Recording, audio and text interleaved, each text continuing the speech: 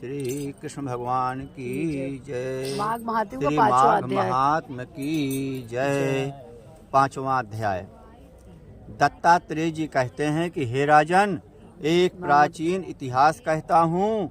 भृगुवंश में ऋषि का नाम की एक ब्राह्मणी थी। ऋषिका नाम की एक ब्राह्मणी थी जो बाल्यकाल में ही विधवा हो गई थी। वह रेवा नदी के किनारे विंध्याचल पर्वत के नीचे तपस्या करने लगी। वह जितेंद्रिय, सत्य वक्ता, सुशील, दानशीलता तथा तप करके देह को सुखाने वाली थी। वह अग्नि में आहुति देकर उक्ष वृत्ति द्वारा छठे काल में भोजन करती थी। वह वल्कल वस्त्र धारण करती और संतोष से अपना जीवन व्यतीत करती थी। उसने रेवा और कपिल नदी के संगम में 60 वर्ष तक माघ मास में स्नान किया और फिर वहाँ पर ही मृत्यु को प्राप्त हो गई। माघ स्नान के फल से वह दिव्य 4000 वर्ष तक विष्णु लोक में वास करके शुंड और उपशुंड दैत्यों के नाश करने के लिए ब्रह्मा द्वारा तिलोत्तमा नाम की अप्सरा के रूप में ब्रह्मलोक में उत्पन्न हुई। वह अत्यंत रूपवती, गान विद्या में अति प्रवीण और मुकुट कुंडल से शोभायमान थी। उसका रूप, यौवन और सौंदर्य देखकर ब्रह्मा भी चकित हो गए। वह कुमारी तिलोत्तमा रेवा नदी के पवित्र जल में स्नान करके वन में बैठी थी।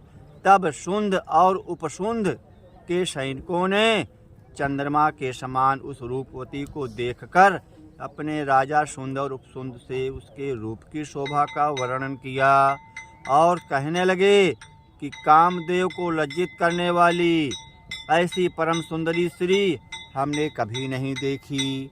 आप भी चलकर देखें। तब वह दोनों मदिरा के पात्र रखकर वहाँ पर आए जहाँ पर वह सुंदरी बैठी हुई थी और मदिरा के पान से विह्वल होकर काम पीड़ा से पीड़ित हुए और दोनों ही आपस में उस स्त्री रत्न को प्राप्त करने के लिए विवादग्रस्त हुए और फिर आपस में युद्ध करके वहीं समाप्त हो गए।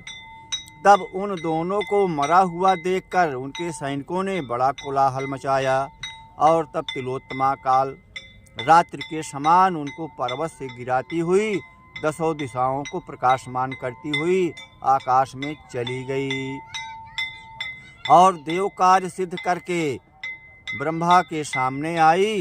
तो ब्रह्मा जी ने प्रसन्नता से कहा कि हे चंद्रवदनी, मैंने तुमको सूर्य के रथ पर स्थान दिया। जब तक आकाश में सूर्य स्थित है, नाना प्रकार के भोगों को भोगो।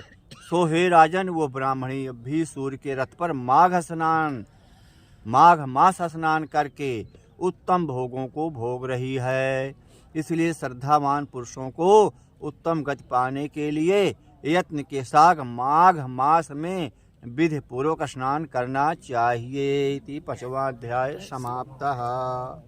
5वां अध्याय माघ महात्म्य जरूर आप लोग सुनिए। कल होगा। गंगा मैया की जय।